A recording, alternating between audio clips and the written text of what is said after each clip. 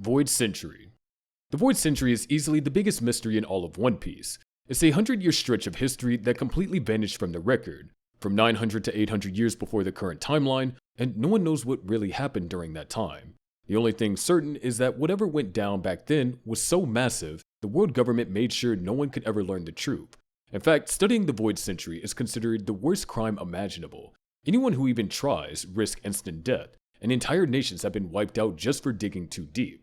This century's long blank space is what people now call the Void Century, because there's literally nothing left that acknowledges it. No books, no official records, nothing, except for the poneglyphs. These massive stone tablets are the only surviving remnants of that time, written in an ancient language that only a handful of people can read.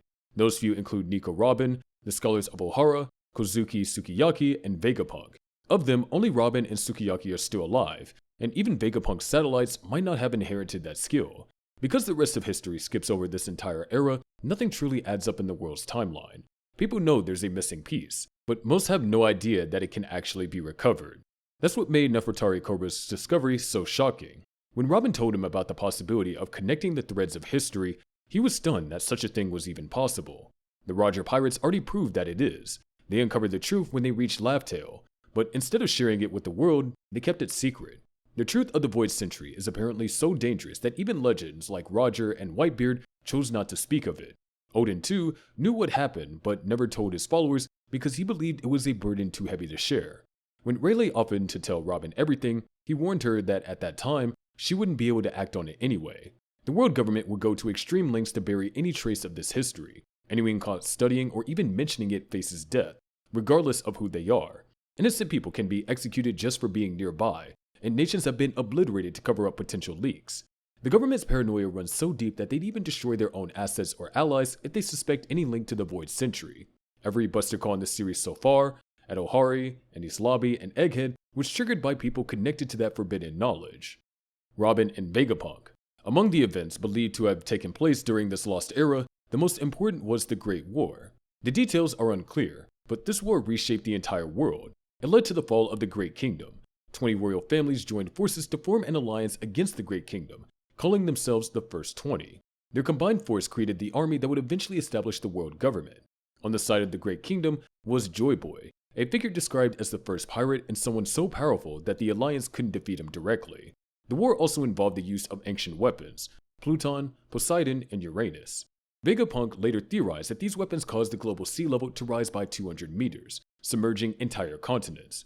According to him, this event wasn't a natural disaster. The drastic environmental change was too sudden to have happened without interference, meaning the ancient weapons were responsible.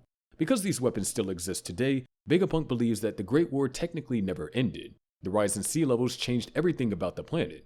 What used to be continents are now deep beneath the ocean, and the islands we know in the present day are just the former mountaintops. This cataclysm may also explain the fall of ancient civilizations like Shandora. Vegapunk's research connected the dots, showing how the world's geography, weather, and climate were all altered by this unnatural event. The more these truths line up, the more the world's current structure starts to make sense. The Celestial Dragons, the descendants of the First 20, built their home atop of the Red Line, the highest point in the world. Their decision suddenly looks less like arrogance and more like strategy, considering the rising sea levels. This also connects to why the world government forced slaves to build massive structures like Tequila Wolf and the other wolf projects for over 700 years. These megastructures might be part of a long-term plan to deal with further flooding, or something even more sinister. The Void Century doesn't just hide the story of a war, it's the key to other mysteries surrounding One Piece. The Will of D, the Iron Giant, Nefertari Lily, and even the legendary treasure known as One Piece. They're all tied to that missing era. Every major mystery, every unanswered question, and every hidden truth traces back to the single century that the world government wants everyone to forget. Until that mystery is solved, the world of One Piece will remain divided between the lies written in history books and the truth carved into stone. Imu's true identity. Imu's identity is also one of the biggest unsolved mysteries in the series. Since their first appearance, almost nothing has been revealed about who they really are, what they want, or where they came from. Even their appearance remains mostly hidden. What we do know is that Imu is the true ruler of the world, the one sitting on the empty throne, the seat that supposedly no one occupies. Not even the 5 elders hold higher authority than Imu, and they bow to them without hesitation. Imu's existence has been kept a secret for centuries to maintain the illusion that the world has no single leader. Imu's first major appearance happens during the Lovely arc.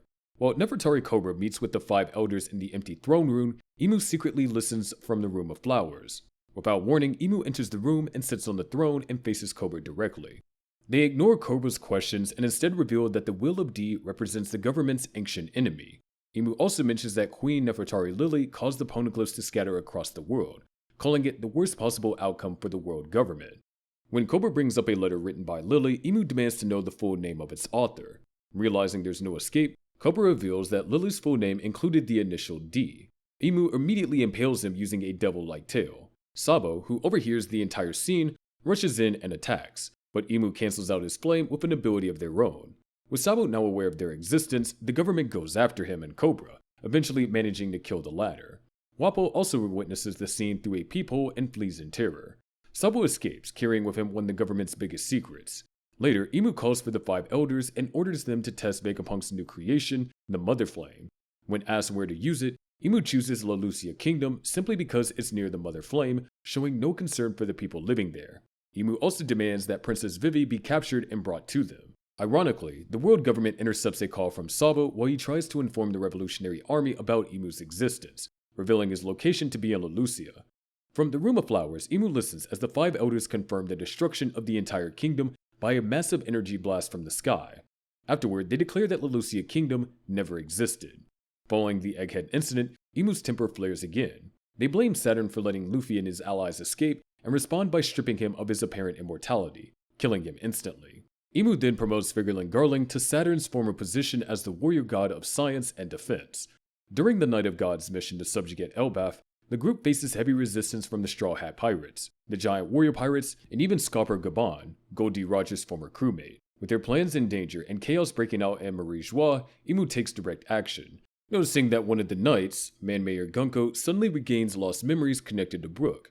Imu uses an unknown method to possess Gunko's body and decides to assist the knights personally. When the Giant Warrior Pirates arrive to save the children captured by the world government, Imu grows irritated by their interference. They sprout a pair of devil wings, take to the air, and unleash a burst of Supreme King Haki that knocks several enemies unconscious. Frustrated with killing him, one of the knights, for failing to distract the giants, Imu reprimands him and orders Somers to take charge of the children. Moments later, Dory and Bragi arrive to confront who they believe is Gunko. Imu tries to announce that they will become the new kings of Elbaf, but Bragi grabs them before they can finish. Imu then summons a magical book and creates a pair of weapons. They command Dory and Bragi to kill Jaro and claim the throne, but Bragi refuses. In response, Imu stabs him with a dagger and blasts off his left hand with a shotgun. As Bragi collapses, Imu opens up an abyss beneath him and prepares a demonic contract. Using an ability called Dami Reversi, they transform Bragi into a demonic version of himself. The shock of the scene allows Dory and a few crewmates to be converted as well. Imu seems pleased with their new creations and watches as the transformed giants move to carry out their orders. With their control nearly complete, Imu listens to Killingham's reassurance that everything is under control, but cuts him off and declares their intent to completely crush Elbaf's spirit. They claim that a past mistake by Harold, 14 years earlier, was the reason for their earlier failure to subjugate the island. According to Imu, Elbaf should have fallen under the world government control long ago. While most of Imu's life remains hidden, Emporia Ivankov speculates that they could be Nerona Imu of the First 20, one of the original royal families that founded the world government after the Void Century. Ivankov believes Imu has lived since that era, possibly granting them unnatural longevity or immortality by the way of the Ope Ope no Mi's perennial youth operation. This theory is supported by the fact that Imu seems familiar with both Nefertari D. Lily and the Haki signature of Joy Boy, figures who lived during that ancient period. Imu's rule has existed in secret for an unknown amount of time. Even decades before the current storyline, they were already active. 56 years ago, during that year's Lovely, 5 kings were kidnapped, and when Rox D. Zebek invaded the Room of Flowers, Imu showed no concern for their lives. Rox declared his intention to return in the future and left before Imu could respond. This encounter shows how long Imu has remained behind the scenes, silently shaping the world's direction. Everything about Imu, their origin, devil fruit, abilities, and true form, is still a mystery. As the final saga of One Piece continues, the mystery surrounding Imu's true identity grows more important than ever, and the day when the world finally learns who they are is getting closer.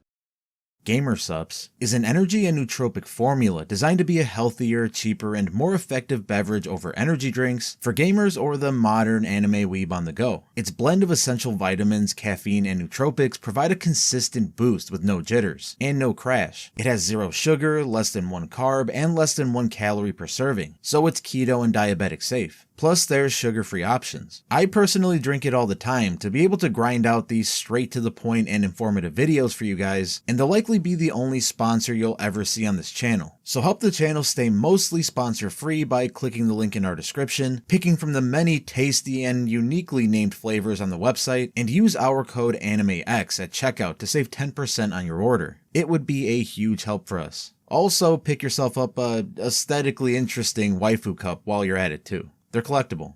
But anyway. Luffy's mom. From the very start, fans have been curious about Luffy's family, especially his mom. We know his father is Monkey D. Dragon, the most wanted man in the world, revealed back in the Enies lobby arc. But when it comes to his mother, things get blurry. Luffy himself once asked if he even had a mom, and since then, the topic has been completely ignored in the story. Over the years, fans have come up with all sorts of theories about her identity. Some are reasonable, others are completely wild. One of the strangest but most talked about ones is the crocodile theory, which claims that Luffy's mom is actually Crocodile, who supposedly used to be a woman before Ivankov helped him change his gender. The theory became popular because it ties into Ivankov's ability to alter a person's body, but there's no solid proof that Crocodile was ever female. Another theory linked Luffy's mom to Ginny, who was later revealed to be Jewelry Bonnie's mother. While it was a popular guess for a while, that one was quickly ruled out when Ginny's story was fully revealed. In truth, Oda hasn't dropped a single direct hint about who Luffy's mother is. The only confirmed fact is that she existed at some point, had a relationship with Dragon, and gave birth to Luffy. Beyond that, everything else is speculation. One of the more popular fan theories suggests that Luffy's mom might be a celestial dragon. The logic behind it is that such a connection would add a dramatic twist to Luffy's story, especially given his hatred of the world nobles. Another theory goes even further, claiming that Imu, the secret ruler of the world, could somehow be Luffy's mother. This is based mostly on Imu's silhouette, which looks feminine.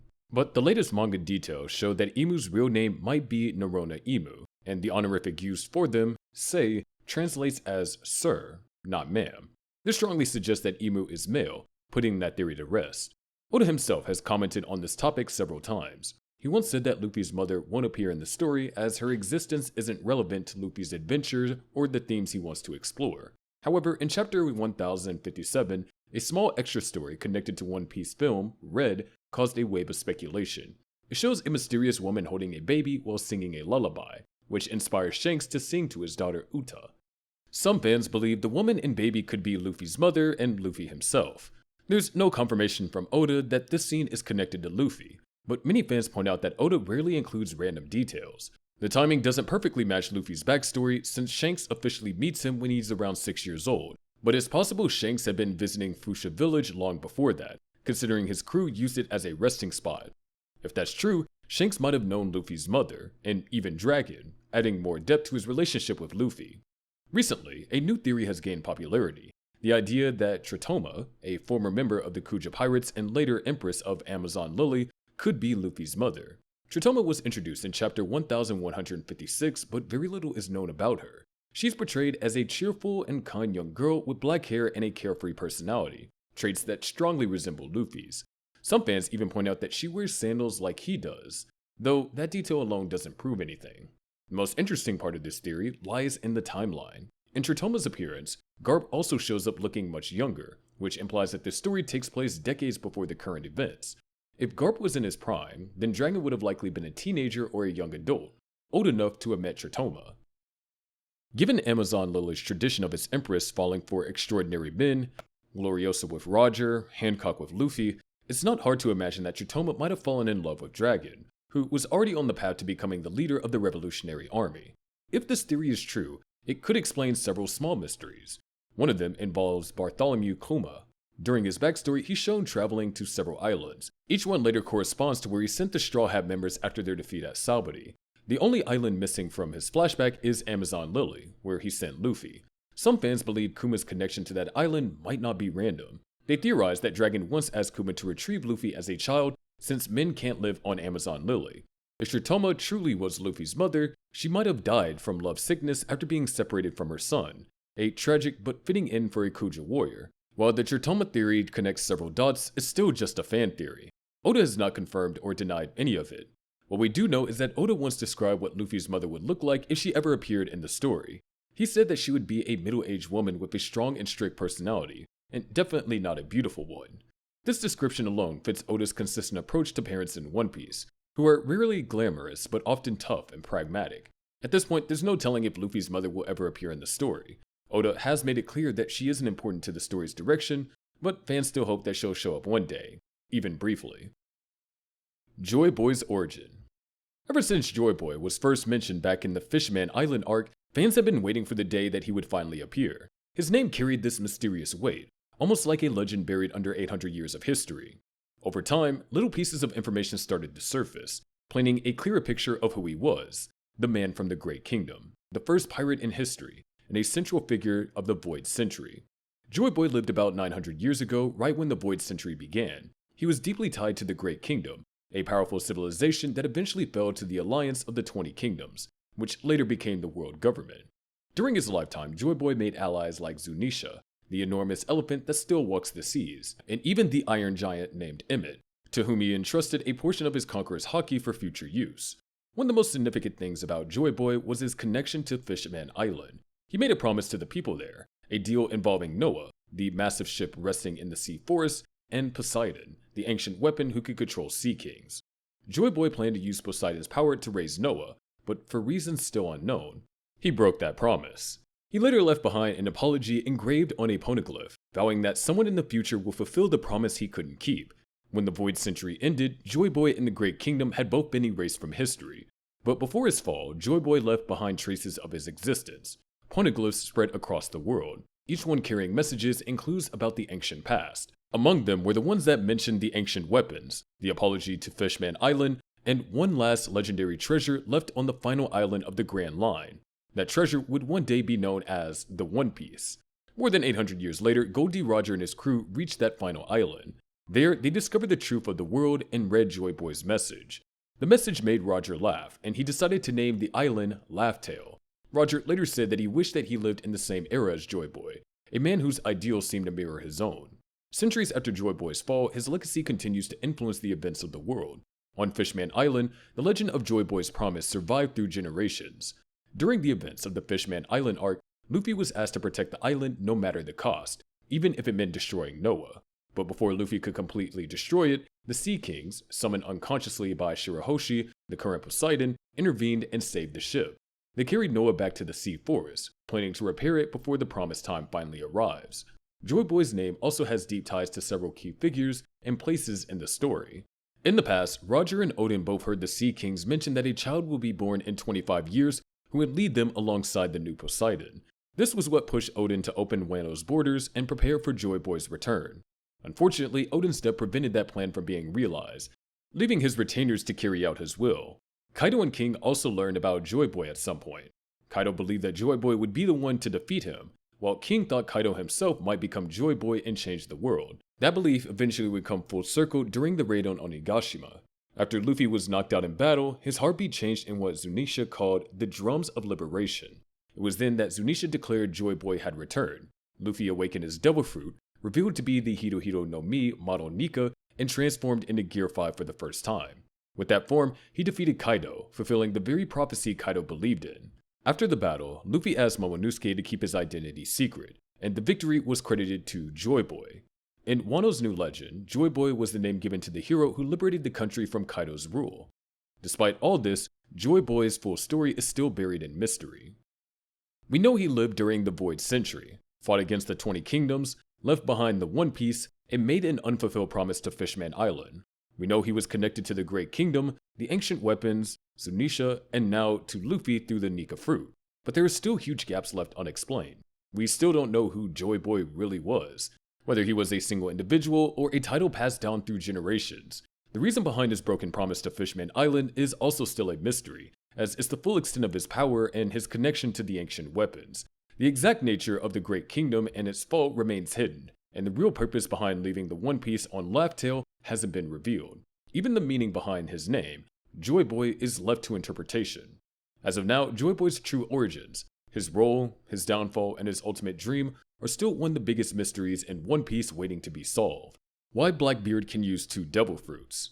Marshall D. Teach, better known as Blackbeard, is a walking question mark because he represents the unknown. He's the only person in history who managed to wield 2 devil fruit powers, something that should be impossible. When he stole Whitebeard's Gura Gura no Mi at Marineford while already using the Yami Yami no Mi, he broke one of the series' most established rules. Anyone who eats a second devil fruit dies. But somehow, Blackbeard survived, and that single moment changed everything we thought we knew about devil fruits. What made that scene even more bizarre was how secretive it was. Blackbeard and his crew covered him with a cloak as he absorbed the Gura Gura no Mi from Whitebeard, leaving everyone, and the audience, in dark about what actually happened. Marco later hinted that Teach's body is built differently, suggesting that there's something unique about him that lets him handle 2 fruits. But what exactly makes his body so special remains one of the series' biggest unanswered questions. The most common explanation among fans is that Blackbeard isn't just one person. Since his first appearance, characters like Zoro and Nami have commented that there's something strange about him, almost as if multiple people exist inside one body. This theory proposes that Teach has several souls or personalities living within him, each capable of wielding a devil fruit. If true, this could explain why he can use both the Yami Yami no Mi and the Gura Gura no Mi, 1 fruit per soul. It's also worth noting that his Jolly Roger has 3 skulls, which might represent the idea of multiple beings sharing one body. Oda even hinted in past interviews that the flag has symbolic meaning, though he's never elaborated. If Blackbeard really does have multiple souls, it could also explain his unpredictable personality and his ability to go from cowardly to terrifyingly confident in an instant. Another popular theory ties him directly to the Yami Yami no Mi, the first fruit he consumed. The fruit controls darkness and gravity, allowing Blackbeard to create a void that swallows everything, even other devil fruit powers.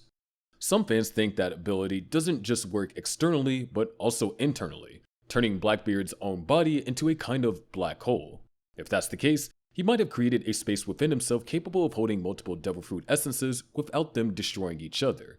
This would mean it's not necessarily his biology that's special, but his devil fruit. The Yami Yami no Mi could be uniquely suited to contain other powers, allowing him to absorb the Gura Gura no Mi without suffering the usual fatal consequences. This theory also aligns with the way his powers interact with others. Instead of letting attacks pass through like a normal Logia user, his darkness pulls everything in. Then there's the theory involving the Will of D. Throughout the series, that initial has symbolized those who carry a will that transcends generations. People inherit the dreams, ambitions, or burdens of the past. Luffy represents the spirit of freedom and joy, likely connected to Joy Boy and the sun god Nika. Blackbeard, on the other hand, might embody the darker side of that will, the continuation of Rox D. Zebek's legacy. Rox once dreamed of ruling the world through chaos and control, and Blackbeard could be carrying that same ambition. In that sense, he wouldn't just be a powerful pirate. He'd be the living vessel of centuries of inherited malice, the complete opposite of Luffy's inherited hope. That duality between them could be why both are so deeply tied to the D lineage. No matter which theory you believe, Blackbeard's existence rewrites what we know about devil fruits and the One Piece world itself. Whether it's because of his unique body, the nature of his fruit, or something tied to the will of D, his ability to wield 2 fruits suggests that there's a much deeper connection between souls, bodies, and devil fruits than anyone understands yet. The Man with the Burn Scar. Hinokizu, better known as the Man with the Burn Scar, is one of the most mysterious figures in One Piece right now. His existence has only been mentioned through rumors, but those rumors have made him one of the most sought after people in the world. According to the stories, he possesses one of the 4 road poneglyphs, the same one that used to rest in the sea forest near Fishman Island before it suddenly vanished. No one knows where it went, but whispers point towards Hinokizu as the one who took it. He's said to sail the seas on an all-black ship, destroying any vessel that dares to approach. No one knows why he does this, or if the stories are even true, but what's certain is that anyone trying to find the One Piece has to take him seriously. The road poneglyphs are the only way to reach Laugh Tale, and if Hinokizu really has one, then he holds a piece of the world's greatest secret. Eustace Kid even described him as the key to the war for One Piece, implying that without tracking him down, no pirate can ever hope to find the final island. According to Lafitte, Hinokizu's ship doesn't just appear ominous, it's said to create massive whirlpools that drag down any ships that get too close. Lafitte thinks that this could be the work of a devil fruit, though there's no confirmation. The legend of these whirlpools is well known, even to Blackbeard, which means that this rumor has been around for years. Shiryu also speculates that Hinokizu might be working for the world government, since having a road poneglyph in their possession would be the perfect way to keep pirates away from Laugh Tale. Again, there's no proof, but it would explain why no one has been able to track him down. The Heart Pirates, Kid Pirates, and Blackbeard Pirates are all aware of Hinokizu and the stories surrounding him. The Straw Hats, however, only learned about him when Kid mentioned his name. Despite all the speculation, Hinokizu has yet to appear in the story. All that's confirmed is that he wears a burn scar somewhere on his body and that he's tied to one of the most important mysteries in the series. Whoever he is, his existence has the potential to shake the world. Every pirate chasing the One Piece now has another target, and another obstacle between them and the treasure. How did Zoro get the scar on his left eye? During the 2-year time skip after Marineford, Zoro heads to Kurigane Island to train under Drakeo Mihawk, the world's strongest swordsman. When he returns, fans immediately notice one major change: a long scar running down his left eye, which now stays permanently shut. Since then, Oda has never explained how Zoro got the injury, and no character in the story has ever brought it up. That silence alone has turned the closed eye into one of the biggest unsolved mysteries in One Piece.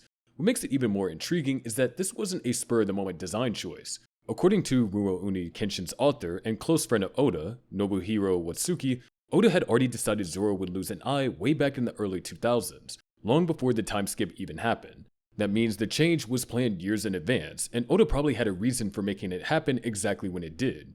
Over the years, fans have come up with every theory imaginable to explain the scar. The most popular one suggests that Zoro's left eye is sealed to contain some kind of demonic power.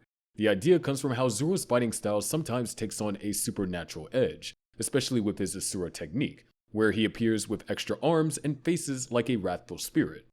Many think that the eye might be connected to his ability or his King of Hell title, hinting that it could be a hidden power Zoro has yet to unleash. If that's true, then a scar might be more of a seal than a wound, saving his ultimate ability for a final battle, possibly against Mihawk himself. Of course, there's also the simpler explanation, that the scar is just the result of his brutal training under Mihawk. It could symbolize sacrifice, control, or the discipline Zoro gained through that training. Oda has a habit of leaving certain details open-ended for years, only addressing them when it fits the story. Zoro's Wano origins, for example, weren't even revealed during the Wano arc itself, but through later interviews. If Oda doesn't consider the eye essential to Zoro's journey, he might never fully explain it in the manga. Still, with the final saga of One Piece now in motion, fans are expecting that mystery to be addressed sooner rather than later.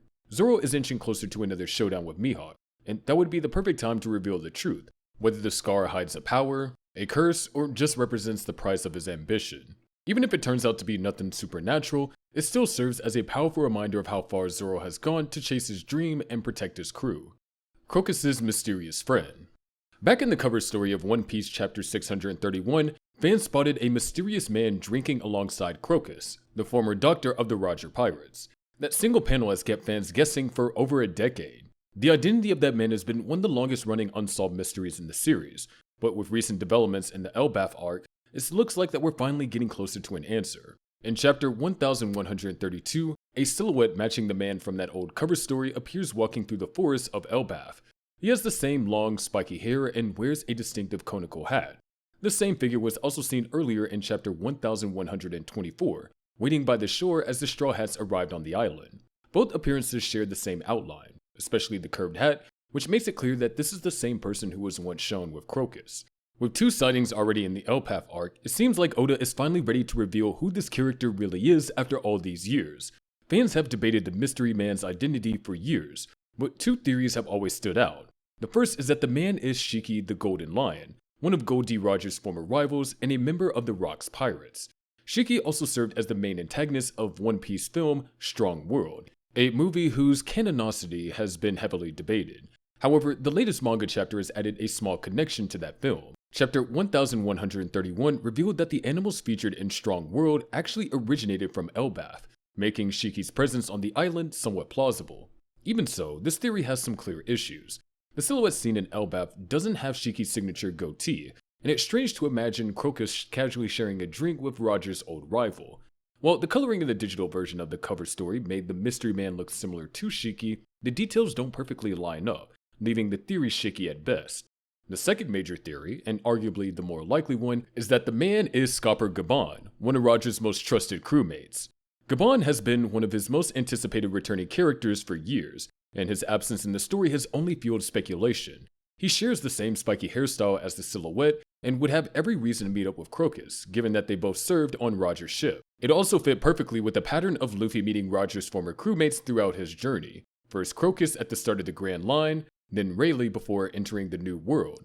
If history repeats itself, Luffy meeting Gabon now, right before the final stretch to Laugh Tale, would make complete sense. Thematically, the timing also works. The Egghead arc mirrored the Sabaody arc in several ways, and after Rayleigh's role in that earlier part of the story, Gabon could take on a similar position moving forward.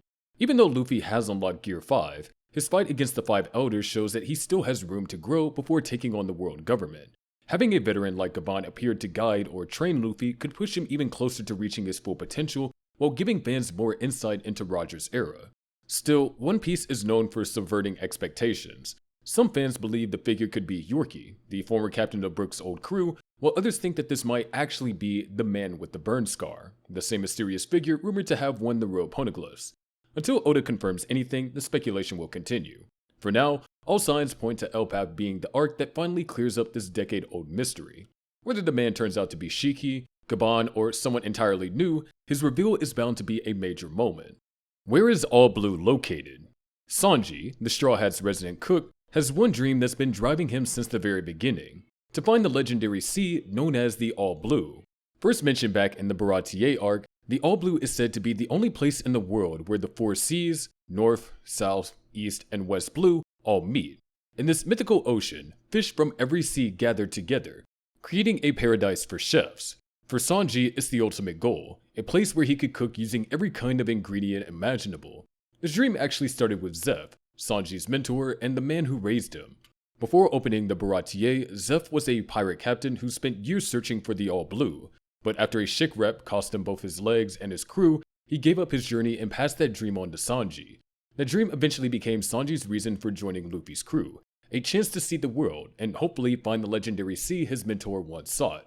Despite how much the All Blue means to Sanji, the series has never shown it or even hinted at its location in canon. It's widely believed to be somewhere in the Grand Line, though most people in the One Piece world dismiss it as nothing more than a fairy tale. At least one book exists describing its legend, but even among chefs, very few believe it's real. There have been some small hints about its possible existence, though most of them come from anime filler episodes. During the Logtown filler arc, Sanji learns that ocean currents sometimes mix fish from different seas, proof enough for him that the All Blue could be real. Another hint appears in the Water 7 filler, where Sanji discovers that salt brought in by the Aqua Laguna contains minerals from all seas, reminding him of the All Blue. Even then, it's clear that these moments are more symbolic than literal, keeping the mystery alive without giving a definitive answer. Still, fans have noticed how rarely the series brings up Sanji's dream anymore. Compared to the other Straw Hats, whose goals remain central to the plot, Sanji's dream tends to fade into the background, often taking a backseat to his love of women or his loyalty to the crew. While it's understandable that not every dream gets constant focus, it does make the All Blue feel more like a forgotten legend than an active part of the story. As for where it might be, one popular theory suggests that the All Blue will only come into existence once the Red Line, the massive landmass dividing the seas, is destroyed. That would merge all four seas into one, finally creating the ocean that Sanji has been searching for. If this turns out to be true, it means that Sanji's dream is tied to the end of the world order itself, making it one of the few Straw Hat dreams that can only come true at the very end of the story.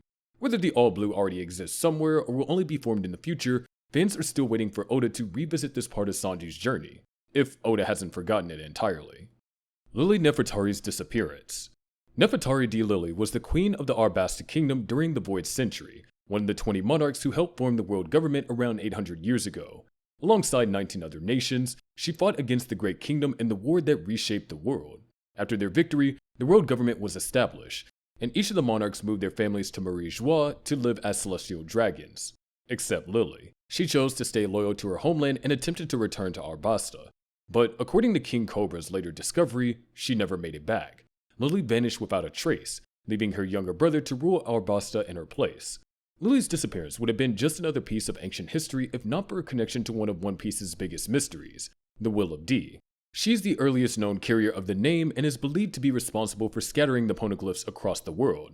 Imu later confirms that this act caused major trouble for the world government, calling it the worst possible outcome. Whether Lily did it on purpose or by accident remains unknown, but her actions are part of what shaped the world as we know it. Despite her importance, Lily completely vanished from Arabasta's historical records. The only proof of her existence comes from a letter passed down through generations of the Nefertari family. In it, she urges her descendants to protect the poneglyphs and bear the flag of the dawn against the world, signing the letter as Nefertari Lily. This revelation shocked even Imu, who didn't seem to know that the Nefertari family also carried the D initial. The theory that followed implies the truth behind Lily's lineage was intentionally buried by the world government for centuries. Naturally, her disappearance and her decision to scatter the poneglyphs have fueled endless theories. Some fans think that she was connected to Joy Boy and Wano, possibly fighting alongside them against the world government. Others go further, suggesting that Lily might have been Imu's lover, and that her betrayal led to her death, explaining Imu's strange fixation on Vivi. There's even a theory that Lily and Joy Boy had children who later founded a civilization on Zunisha's back. Another popular theory ties Lily's disappearance to the Kuja tribe. Some believe that she went into hiding and established Amazon Lily, naming the island after herself. But the most talked about theory right now connects her directly to Toki, the mysterious woman from Wano with the ability to time travel. Toki was introduced during the Wano arc as someone who came from the Void Century and possessed the Toki Toki no Mi, a fruit that lets her leap forward in time. Fans have pointed out several details suggesting that Toki could actually be Nefertari Lily. Toki's story is full of oddities that make this theory seem possible. In chapter 964, she says that she wanted to visit Wano since childhood, but in chapter 965, she admits that even though her family came from one of Wano's daimyo lines, she never set foot in the country. If she really was Lily, then her goal might not have been to return home, but to check on something far more important: Pluton, the ancient weapon said to be hidden in Wano. For this theory to hold up, there are two main possibilities. Either Lily was originally from Wano and had been separated from it, or she simply took on a new identity as Toki to escape the world government. Chapter 1085 strengthens the theory even more. The message from Lily that had been passed down through the Nefertari line urges them to bear the flag of dawn, a phrase that is almost identical to Toki's philosophy about the dawn that will come in 20 years.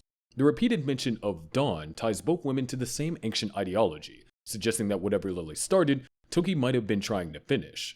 Judging from Imu's reaction when Cobra mentioned Lily's full name, it doesn't look like the world government was directly responsible for her disappearance.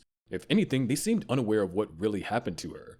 It's possible that Lily escaped their grasp using a power like the Toki Toki no Mi, jumping forward in time to survive.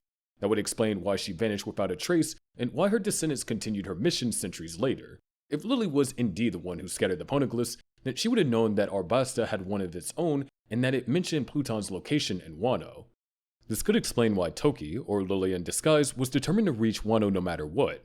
Her line, "There's nowhere else left for me to go," in chapter 965 might have been a reference to her centuries-long goal to find and protect Pluton. There's still a lot that doesn't line up perfectly though. For instance, it's unclear how Toki, or Lily, could have scattered the poneglyphs in the first place. The Toki Toki no Mi only allows time travel forward, not spatial movement. Some fans have proposed that another devil fruit, possibly the pawpaw fruit, could have been used by a previous user to launch the poneglyphs across the world. It's one of the few known abilities capable of moving massive objects long distances, which fits surprisingly well with what we know. Even so, there's no solid proof tying Toki and Lily together. Toki never revealed anything about the Void Century to Odin, and the bits of information Odin learned came from his journey with Roger instead. That secrecy suggests that Toki might have been hiding more than just her origin. Still, without direct evidence, it's just speculation. The meaning of D in the Will of D. The Will of D is an inherited will passed down through generations of people who carry the initial D in their names. This mysterious clan is said to be the natural enemy of God, with God referring to the celestial dragons who rule at the top of the world government. Most carriers of the initial have no idea what it really means, but the name itself dates all the way back to the Void Century. According to Imu, the D was once a label given to enemies of the first 20 monarchs, the founders of the world government, implying that those who bear it were connected to the great kingdom that the 20 destroyed 800 years ago. All throughout history, several famous figures have carried this initial: Gold D. Roger, Rox D. Zebek, Nefertari D. Lily, Monkey D. Garp, Monkey D. Dragon, Marshall D. Teach, Portgas D. Ace, Trafalgar D. Waterlaw, and of course, Monkey D. Luffy. The D tends to run in families. Luffy inherited from his father Dragon, who got it from Garp. But not every D family is blood related. The initial shows up across different races, including humans and even giants. There are also cases where members from separate D families have had children together, like Roger and Rouge. This suggests that the D isn't limited to a single bloodline, it's more of a shared heritage that transcends race and nation. Don Quixote Rocinante once explained the law that the D had been secretly inherited all over the world, and that in certain lands, those who bear it are called the natural enemies of God. This reputation runs deep, so deep that in Marie Joie, world noble children are told bedtime warnings that if they misbehave, D will come and eat them. That alone gives us a clue about how the nobles view the name. It's no surprise that many think the D might stand for devil or demon. Others point to the destruction the clan tends to bring and suggest that it could mean danger. But even Imu admits that modern-day carriers of the initial don't know its true meaning. When Robin asks Luffy about it, he has no clue what she's talking about. Luffy and Ace never thought twice about sharing the same initial, even when Sabo pointed it out as strange. The only person known to have truly learned its meaning is Gold D. Roger, who discovered the truth at Laugh Tale. Whatever he found there was enough to make him laugh at the end of his life and inspired others to carry on his will. Members of the D clan share several common traits. They're fearless, action-oriented, and often find themselves at the center of world-changing events, usually without meaning to. They tend to lead others, challenge authority, and go against the world nobles almost instinctively. Even when they don't understand the history behind their name, they act in ways that directly oppose the system created by the celestial dragons. This pattern goes back to the earliest known D, Nefertari Lily. After helping found the world government, she refused to move to Marie Joie and instead scattered the poneglyphs across the world. Her actions directly sabotaged the First 20's attempt to erase the Great Kingdom's history. In her letter to her descendants, Lily urged them to protect the poneglyphs and bear the flag of the Dawn against the world. The mention of Dawn has made many believe that the D might stand for Dawn, symbolizing the hope of a new era that will rise after the downfall of the corrupt world order. Even in the present day, those carrying the D initial continue to clash with Celestial Dragon's legacy. Luffy famously punched Saint Charlos at Sabaody without hesitation, triggering the Celestial Dragon incident. His father, Dragon, leads the revolutionary army with the goal of toppling the world government entirely. Law sought revenge on Doflamingo, a fallen Celestial Dragon, while Roxy Zebek once threatened the nobles directly during the God Valley incident. No matter the time period, members of the D clan have always been tied to conflict that shakes the foundations of the world. Each of them represents a spark of rebellion, often unaware of the ancient will that drives them. Whether the D stands for devil, danger, or dawn, one thing is clear. The people who carry it are destined to challenge the gods who rule from above. Until Oda finally reveals the truth behind the will of D, all we can do is piece together the clues left behind by history. The final ancient weapon, Uranus. The ancient weapons are three legendary tools of mass destruction, each holding enough power to reshape the world. They're known as Pluton, Poseidon, and Uranus, named after gods to match their terrifying strength. What makes them even more fascinating is that they aren't all machines or structures. Some are actually living beings. These weapons play a major role in the Great War that took place during the Void Century, and their use is believed to have caused rise in the global sea levels that changed the entire geography of the world. Joy Boy was somehow connected to their preservation, ensuring that future generations could access them, though his reasons for doing so are still unknown. The world government forbids research into the Void Century specifically because of these weapons. They feared that if their existence or blueprints were uncovered, it could trigger another world-ending war. That doesn't stop people from trying, though. Crocodile once tried to locate Pluton. Spandam sought the blueprints, and even Big Mom and Kaido were searching for ways to get their hands on one. Their power is so legendary that even rumors of them have motivated pirates and governments alike to chase after them. The first ancient weapon mentioned in the story is Pluton. It's described as an ancient battleship capable of destroying entire islands with a single blast. Built on Water 7 during the Void Century, its true purpose is still unknown. The ship was considered so dangerous that blueprints were passed down for generations to counteract it, in case it was ever revived. As of now, Pluton is said to rest in a hidden cavern beneath Old Wano country, trapped behind the mountains that encase the nation. To release it, Wano's borders would have to be open, literally tearing down the walls surrounding the country. That's the true meaning behind the phrase, opening Wano's borders. The next weapon, Poseidon, is completely different. Instead of being a man-made weapon, Poseidon is a living being, a mermaid princess born with the ability to communicate with sea kings or massive sea creatures that can destroy ships, fleets, or entire islands with ease. This ability appears once every few centuries among the royal family of Fishman Island. The last Poseidon existed during the Void Century, while the current one is Princess Shirahoshi. Her father, King Neptune, confirmed this after learning that she could control the Sea Kings. Despite her immense power, legend says that Poseidon is destined to meet someone who will help guide her ability for a greater purpose, which likely ties into the dawn of the new world. The third weapon, Uranus, remains almost completely shrouded in mystery. Aside from its name, almost nothing has been officially revealed. Its form, whether it's a machine, a creature, or something else entirely, is still unknown. However, several clues and theories point towards its existence and potential role in recent events. One of the most popular theories is that Uranus was used by Imu to destroy the Leluzia kingdom. The massive blast from the sky that erased the island in seconds is believed to have been powered by the Mother Flame, an energy source Vegapunk created. Imu and the Five Elders seem to have access to this weapon and reportedly use a sample of the Mother Flame to test it, confirming that it was fully operational. The destruction of Leluzia happened far faster and on a larger scale than even a Buster Call, suggesting Uranus is the deadliest of the three weapons. Fans have tossed around countless theories about what Uranus could actually be. Some think it's a flying city like Skypiea or an ancient sky fortress powered by technology lost to time. Others think it could be a dragon or a weapon that manipulates the weather, something capable of unleashing lightning and storms from the sky. There's also speculation that Uranus could be related to the Ark Maxim, the flying ship Enel used on Skypiea. A more creative theory links the three ancient weapons to the three types of haki. In this idea, Poseidon represents Conqueror's haki, as it allows control over others through willpower, mirroring how Shirahoshi commands the Sea Kings. Pluton represents Armament haki, symbolizing raw offensive power capable of mass destruction. That leaves Uranus tied to Observation haki, which could mean its ability involves perception or awareness on a global scale. If this theory is right, Uranus might allow the user to locate anyone or anything on the planet, making it more valuable than the other two. This ties into another concept, the voice of all things. Only a handful of people, like Goldie Roger, Luffy, and Momonosuke possess this ability, which lets them communicate with creatures or even objects without words. Some theories suggest that Uranus could amplify this ability, allowing its user to hear or interact with anything across the world. If true, Uranus might have originally been a tool for Joy Boy, helping him connect with others or even locate the One Piece. The Great Kingdom. The Great Kingdom was an ancient civilization described as vast, proud, and incredibly powerful. Everything about it, its name, history, and legacy, has been erased from existence. The only glimpse we've ever gotten was during Professor Clover's speech showing an island covered in grand marble buildings, lush greenery, and crater-like markings that gave the place a unique, almost otherworldly look. What's known is that this kingdom was the sworn enemy of the 20 Kingdoms, the group that eventually became the world government. Over 800 years ago, near the end of the Void Century, the Great Kingdom was completely destroyed. Its fall marks the birth of the world government, as the 20 Kingdoms seized global control right after wiping it out.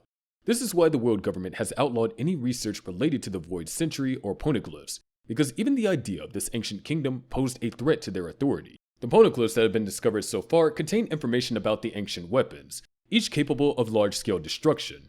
This connection has led many to believe that the Great Kingdom had a direct hand in creating or designing these weapons. That possibility alone shows how advanced the kingdom must have been. Vegapunk even speculates that their technology surpassed what exists in the modern world, calling it undeniable proof that the world government has gone to extreme lengths to bury the truth, including wiping out entire nations to keep it hidden. What's even more interesting is that only one known figure from the Great Kingdom has ever been mentioned, Joy Boy. His role in history is still shrouded in mystery, but his ties to the ancient weapons and the people of Fishman Island suggest he played a major part in whatever the Great Kingdom was trying to accomplish before its fall. Professor Clover believed that uncovering the kingdom's name would reveal the true history of the world and expose why the world government fears it so much. During his speech, he was about to reveal the name when he was suddenly shot by the Marines, silencing the only person who got close to saying it out loud. The fact that the government reacted so violently just to stop that one word from being spoken says everything about how important it must be. So far, no additional information about the kingdom has been revealed. However, Imu has hinted that the mysterious will of D is somehow tied to it. Whether that connection has to do with the kingdom's ideals, its people, or its downfall remains unknown. But given the lengths the world government has gone to erase the Great Kingdom from history, it's clear that the truth about it would shake the world to its core.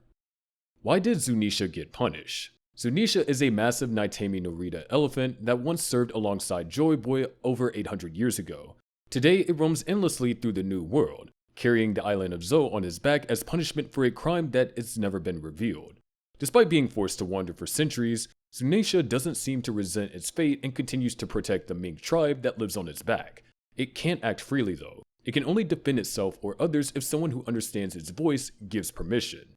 Miyagi, one of the Minks, suspects that Zunisha's wandering isn't aimless. Instead, it might be searching for something or somewhere important. Zunisha itself admits to feeling nostalgic for Joy Boy and instantly recognizes the sound of the drums of liberation when Luffy awakens his Devil Fruit during the Onigashima raid. That reaction confirms that it knew Joy Boy personally and still remembers him even after 800 years.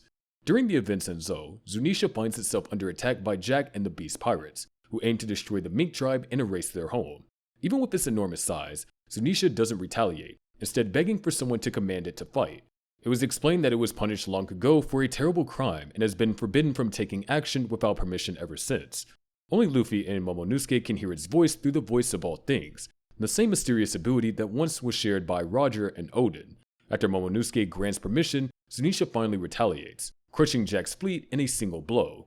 This event reveals that Zunisha's punishment might be tied to the Kozuki clan. It shows deep loyalty to them and later appears again off the coast of Wano, ready to assist in opening the country's borders. It contacts Momonosuke once more, asking for permission to fight and expressing its desire to help the Kozuki's cause. When Luffy awakens as Devil Fruit, Zunisha recognizes the return of Joy Boy and acknowledges Luffy as the new warrior of liberation. After Kaido's defeat, Momonosuke decides not to open Wano's borders yet, and Zunisha respects his choice before disappearing into the mist. The connection between Zunisha and the Kozuki clan, along with its clear bond to Joy Boy, makes his past crime even more mysterious. Many believe that Zunisha's punishment might have been ordered by someone from the Kozuki line, possibly the clan's ancient leader. However, a newer theory suggests something far darker. In chapter 1138, a mural is shown depicting an elephant-like creature carrying a structure resembling the ship Noah, with a figure sitting atop it who looks similar to Emu. Fans believe that this image could represent Zunisha's origin, that it was once a servant or slave of Emu during the Void Century. If true, this theory implies that Zunisha once carried out duties for the ancient rulers before betraying them to side with Joy Boy. This act of defiance could have enraged Emu, leading to Zunisha's eternal punishment, cursed to walk the seas forever while carrying Zo on his back. Its reunion with Joy Boy's reincarnation centuries later, through Luffy, explains its emotional reaction. Zunisha's supposed crime might have simply been standing up to the ancient rulers. If Emu truly was the one who cursed it, the punishment may never be lifted until Emu is dead. Even though Luffy has inherited Joy Boy's will, that alone doesn't seem enough to free Zunisha completely. Its journey continues, trapped in the same endless walk, waiting for the day the world's true history is finally revealed. What really is the One Piece treasure? The story of One Piece begins with Goldie Roger's final words about a legendary treasure waiting to be found. He revealed that all of his riches and glory were hidden somewhere in the world, setting off the Great Pirate Era and inspiring countless pirates to chase after the fabled treasure known as the One Piece. Whoever finds it would inherit Roger's title as the next Pirate King. For years, fans believed that Roger was the one who created the treasure, but it was later revealed that the original treasure actually came from Joy Boy, a figure from the Void Century whose legacy shaped much of the world's hidden history.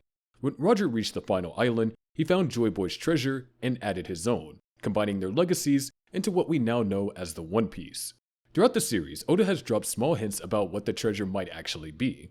Many believe that at least part of it includes gold or an ancient currency from the Great Kingdom, something with immeasurable value. But since this is One Piece, the fandom has also come up with plenty of wild and funny theories over the years, like the idea that the treasure is just an empty chest with a cheesy note saying the real treasure was the journey. Fortunately, that theory has been completely debunked.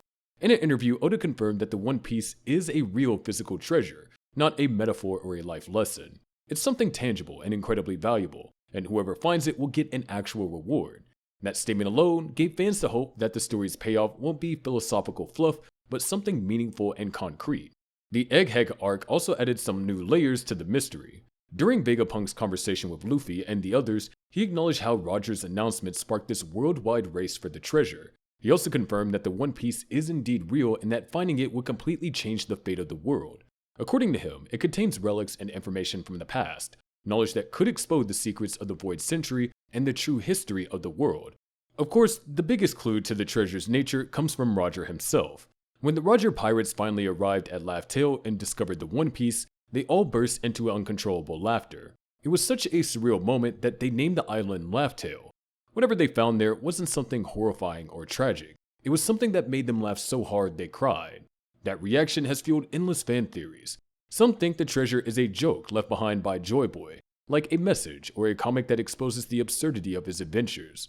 Others believe it's an ancient weapon capable of destroying the Red Line and merging the world's seas into one massive ocean leading to One Piece. That same theory ties into Sanji's dream of finding the All Blue, suggesting that the One Piece could be the key to uniting all seas and races.